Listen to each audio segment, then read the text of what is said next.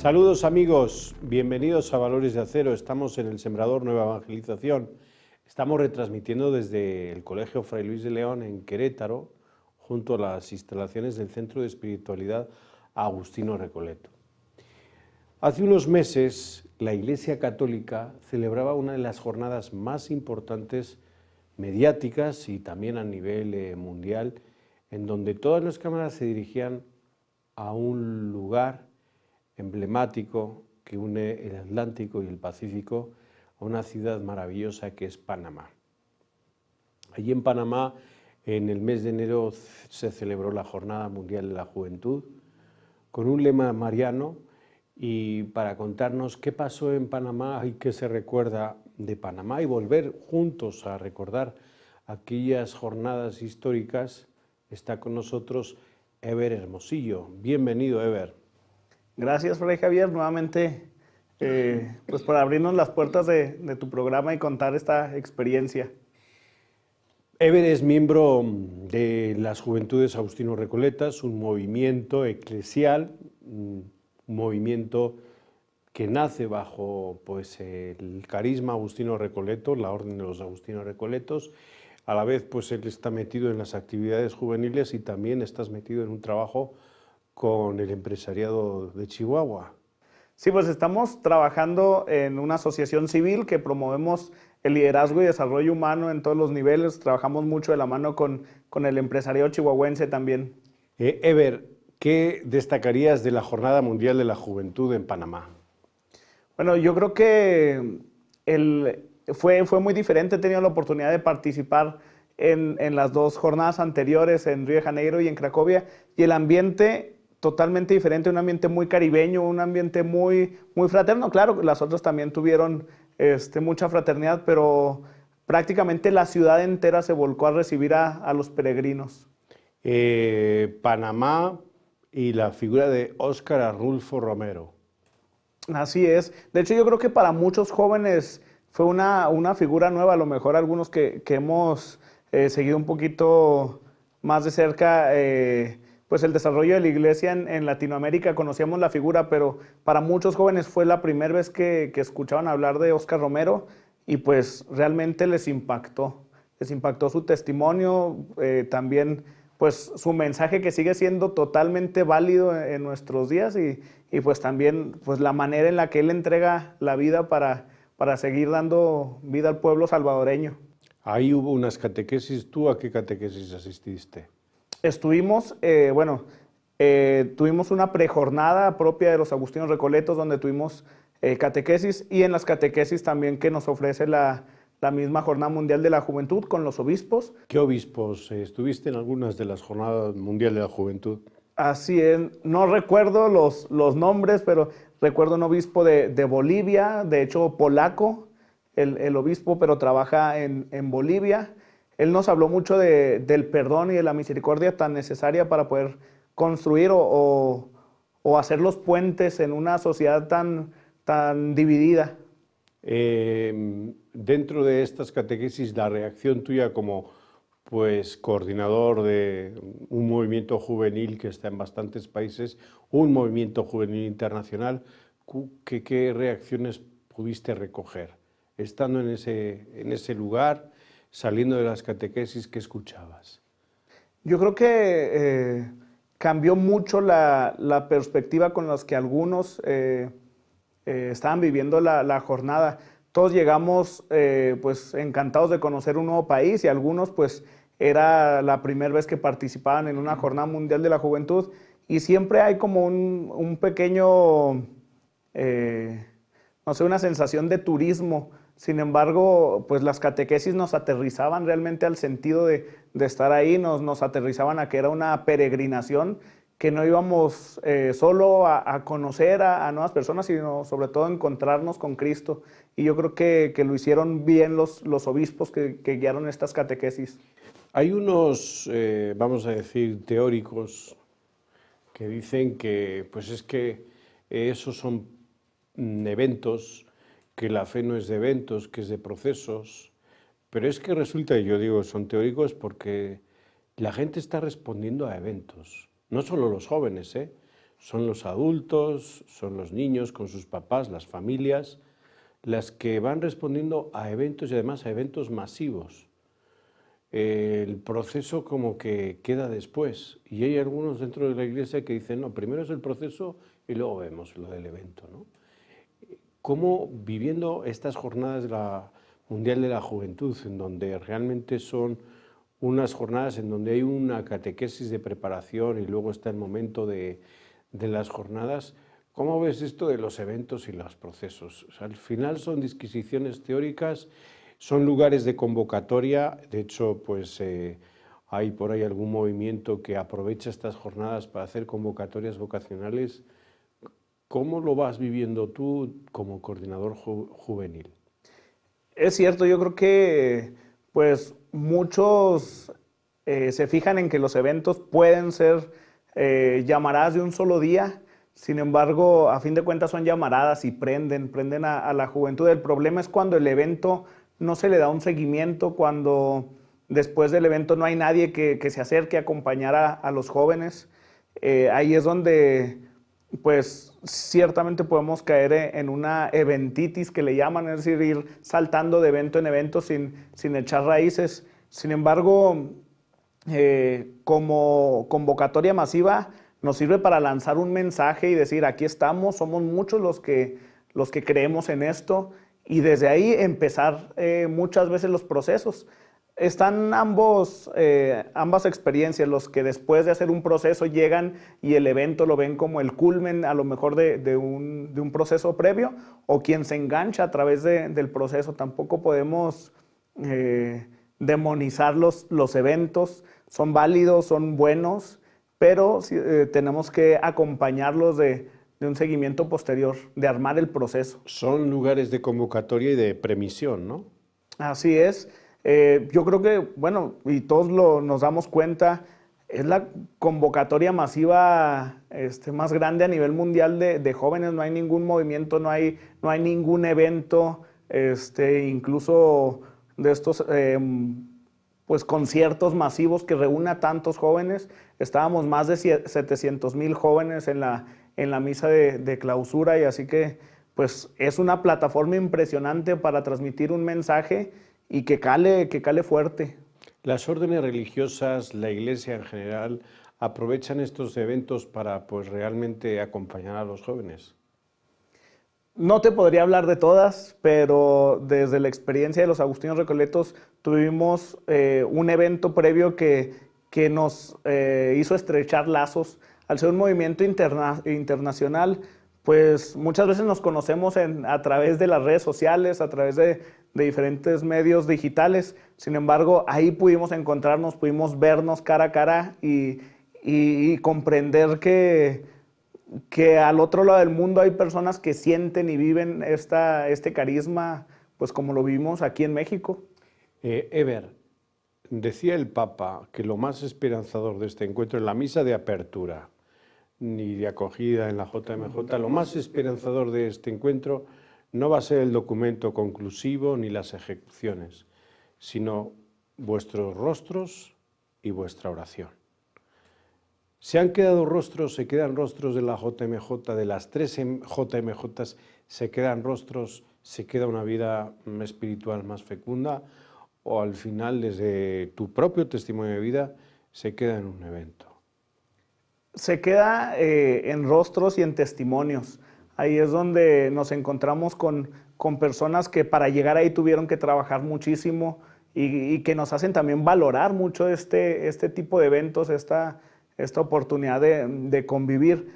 Y se queda porque ves el rostro de la persona que llega y ves el rostro de la persona que se va y se va transformada. Yo creo que siempre llegamos con una ilusión y nos vamos de alguna manera transfigurados o llenos. Y esto lo podemos transmitir o realmente se transmite, porque tengo la experiencia de con los jóvenes que he ido a las jornadas, luego regresar y que ellos sean los que motiven a más jóvenes a vivir este tipo de experiencias. Los recuerdo porque en la jornada de Río de Janeiro participamos 2 personas de aquí en México. Estas 2 personas llegamos entusiasmados, llegamos convencidos de lo que habíamos vivido, en la de Cracovia ya pudimos irnos 16, ahora ya nos fuimos más de 40, así que pues esto se va extendiendo. ¿Costó mucho llegar a Panamá? Cuesta porque pues la vida es cara y normalmente el joven tiene muchos gastos entre escuela, también pues la parte de la diversión, los amigos, y a veces para llegar a este evento hay que trabajar por lo menos un año antes para juntar pues, el dinero necesario, incluso porque algunas compañías pues, se aprovechan de la magnitud del evento para subir un poco los precios. Aún así hubo una respuesta latinoamericana bastante alta. Sí, de hecho, pues yo creo que toda Latinoamérica se unió para hacer un puente y abrir caminos. Yo ahí reconozco a los gobiernos de todo Centroamérica de intentar facilitar las cosas para que más personas pudieran llegar, incluso personas que no contaban con muchos recursos pudieran asistir. Recuerdo en este momento de Europa la gran delegación de Polonia. Polonia se acercó hasta Panamá y también había una delegación de Corea. Así es. Tuvimos la oportunidad de convivir con muchos de los polacos ahí en la parroquia donde estábamos, y yo creo que ellos se quedaron con algo después de la Jornada Mundial en Cracovia, y no podían perderse también esta jornada o esta experiencia y venir a transmitir que, bueno, sigue dejando frutos, que van pasando los años, pero los frutos se van manteniendo. Y otra delegación que llamó mucho la atención fue la delegación de Cuba, porque fue la primera Jornada Mundial de la Juventud, donde pudieron asistir como delegación de una diócesis o de varias diócesis. Estuvieron más de 400 cubanos y eso nos alegra también. A los cubanos que desde aquí saludamos, desde las redes sociales que nos puedan ver, estuvieron presentes también muy afines a los agustinos recoletos en algunos eventos.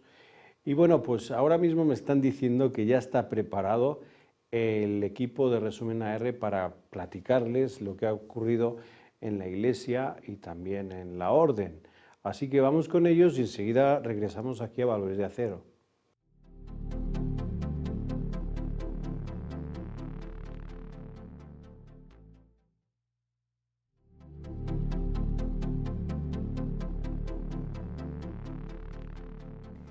Agradecemos al equipo de Resumen AR por esas 5 noticias más importantes de la Iglesia Católica y de los Agustinos Recoletos. Estamos aquí en ESNE, estamos en Valores de Acero, retransmitiendo desde México, desde Querétaro, con Eber Hermosillo. Él se dedica pues a dar cursos de liderazgo y de humanismo con el empresariado de Chihuahua.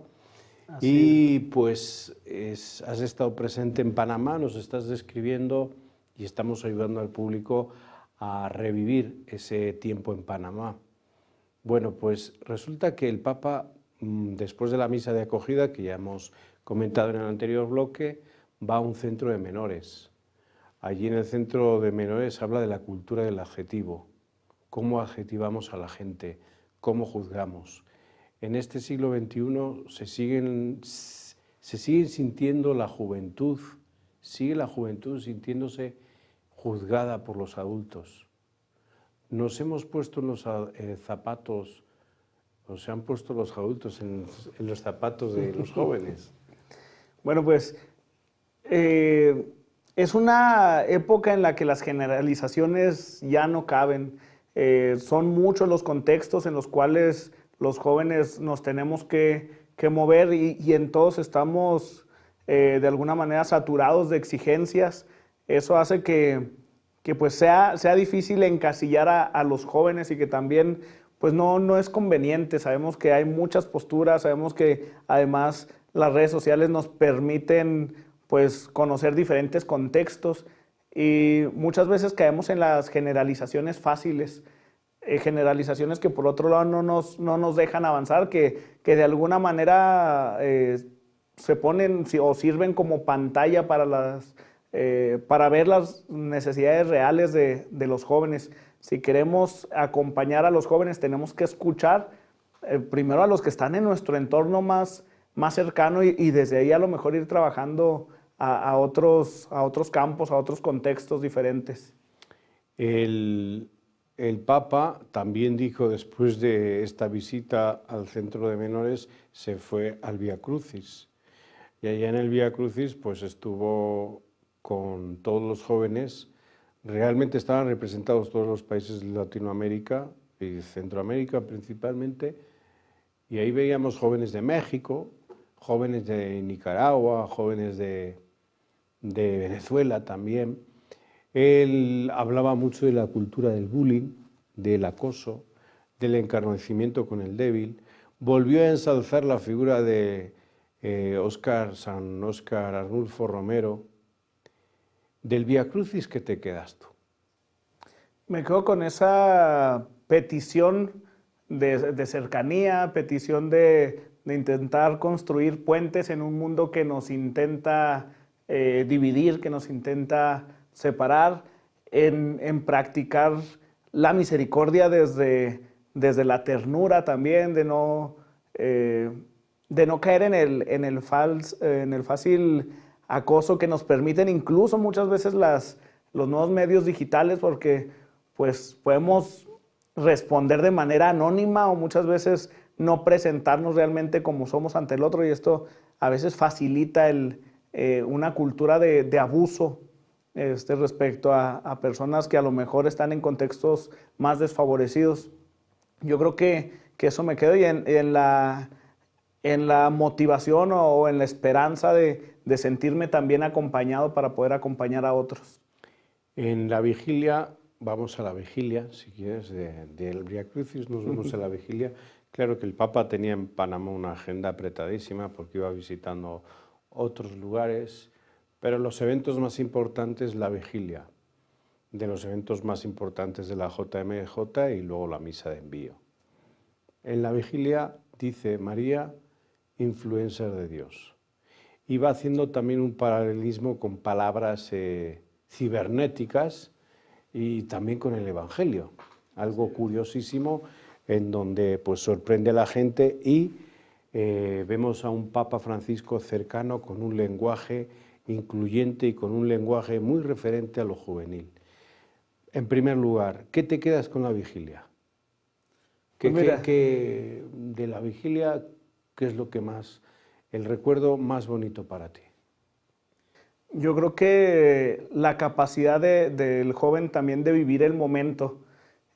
A mí me sorprendió mucho, bueno, muchas de las partes de la vigilia, pero una en especial, se apagaron muchas de las luces y todos los jóvenes están con la luz del celular, prácticamente diciendo: yo también ilumino, no solamente otras luces nos iluminan a nosotros, sino que también nosotros podemos iluminar. Fue impresionante ese momento, también la capacidad de hacer silencio, que muchas veces creen que no podemos hacer silencio los jóvenes. En ese momento había silencio y eran, como dijimos anteriormente, más de 700,000 personas ahí escuchando realmente.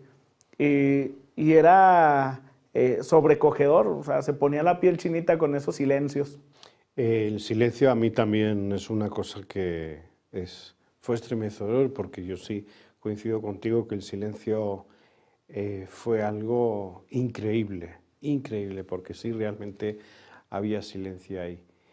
Yo quisiera también preguntarte la otra, dentro de la vigilia, el lenguaje del Papa Francisco. Él incluso en un documento, el documento conclusivo de los jóvenes, él decía que necesitamos un lenguaje nuevo, un estilo nuevo para acercarnos a la gente. ¿Realmente el lenguaje eclesiástico está acercando a los jóvenes o debemos de cambiar más? Creo que hay de todo, o sea, el Papa es el vivo ejemplo, una persona de más de 80 años que se comunica con los jóvenes y que los jóvenes le entienden realmente lo que quiere decir, y no solamente por usar palabras novedosas, por poner a la Virgen María como influencer. Realmente eso pues fue incluso gracioso en ese momento, pero después nos invitó a reflexionar.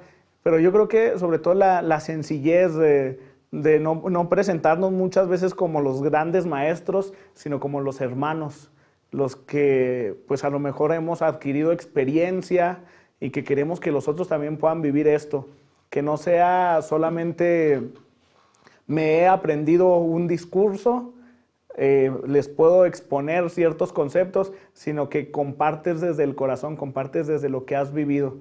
Y yo creo que esa es la forma de hacer joven nuevamente el Evangelio. En otros lugares pues falta un poquito, falta esta capacidad de atreverse a romper los viejos moldes y pues comunicar realmente lo que estamos viviendo todos, tener contenidos de actualidad, pero no solamente los contenidos, sino también las formas. Los jóvenes a veces somos también muy exigentes y lo comentaba el Papa, no se trata de vender falsas ilusiones o idealismos fáciles, porque también ya somos muy realistas en ese sentido. Sabemos que la vida no es fácil, pero sabemos que hay maneras de enfrentarla, y eso es lo que queremos escuchar también, que nos transmitan la experiencia. Transmitir la experiencia, y la transmitió también en la misa del envío. Y ahí dice, los jóvenes no son el futuro, son el presente. Y un gran aplauso. Y lo vuelve a repetir durante el discurso, ¿no? Ustedes son el presente. ¿Por qué esta insistencia de los jóvenes son el presente? Son el presente dentro de la Iglesia, a nivel institución, pero son presentes están presentes y son el presente en las comunidades parroquiales, en las diócesis, en lo que son arciprestazgos, decanatos, en las regiones, provincias eclesiásticas. ¿Son el presente los jóvenes o siguen siendo ese futuro porque molestan e incomodan? Pues también tenemos ambas realidades. Somos el presente porque pues el presente nos afecta también a todos. No podemos seguir esperando o simplemente dejando que pase el tiempo para después nosotros responder a las inquietudes que van saliendo día a día. Pero a veces falta un poquito la capacidad de tenernos esa paciencia para también nosotros poder compartir lo que somos y lo que vivimos. Hay muchas diócesis, hay muchas comunidades donde los jóvenes realmente están impactando y donde realmente están moviendo, y a veces por la misma energía, si quieres que algo se realice, involucra a los jóvenes, que se te pueden salir a veces de control. Eso también yo creo que no es una mentira decirlo, nos podemos salir de control, pero a veces vale más eso que no hacer nada, vale más, como decía el Papa, tropezarse que nunca empezar a caminar. ¿Hay miedo dentro de las iglesias parroquiales, en algunos párrocos, a que el joven sirva más que lo que puede servir el párroco? Pues a veces sí hay miedos, sobre todo porque el joven tiene una capacidad pues casi natural para mezclarse en ambientes donde habitualmente un sacerdote, un religioso difícilmente va a poder entrar, y a veces eso le hace que tome cierto protagonismo, y a veces son duelos de protagonismo lo que dificulta el avance en muchas comunidades. Tú que estás trabajando en México sigue existiendo el clericalismo en las parroquias, especialmente en donde pues estás tú allá arriba. Sigue existiendo cierto tipo de clericalismo en donde el padre, el párroco es el totum. Sí lo hay, desgraciadamente todavía hay muchos lugares donde tal vez no lo digan de esa manera, pero en la práctica, si no está la aprobación del párroco, del superior de la comunidad, pues difícilmente pasan las iniciativas, y eso va frenando a veces. También el Papa lo dice, prefiere una iglesia accidentada a una iglesia que no abre las puertas, a una iglesia que no sale de la sacristía, y a veces cuesta mucho salir de las sacristías, no las físicas, sino la de los moldes que nos hemos ido haciendo con los años. Ever, 3 palabras para terminar el viaje a Panamá. Estás en el aeropuerto y en 3 palabras, ¿cómo definirías Panamá 2019? Fraternidad, calor y comunión. Pues con ese calor, con esa comunión y esa fraternidad, nos vamos a despedir, no sin antes deseándoles a todos ustedes que oren por los jóvenes, que les dejen el espacio adecuado y suficiente en sus comunidades, los que nos están viendo y trabajan en la parroquia, que estén presentes en sus consejos pastorales y sobre todo que les abramos las puertas para que sintamos, como se sintió en Panamá, que la Iglesia siempre es joven. Que el Señor les bendiga y María les proteja. Hasta la próxima.